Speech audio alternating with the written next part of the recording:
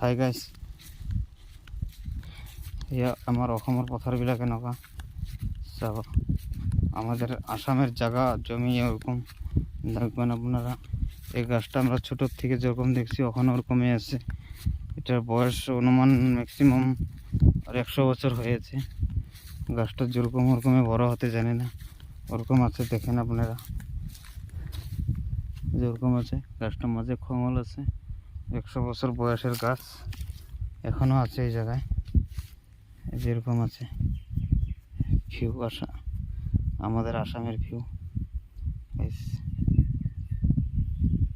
এরকম। এটা বড় লাইন গিয়েছে, এখানে গম খেতি করেছে, গম গম লাগাইছে।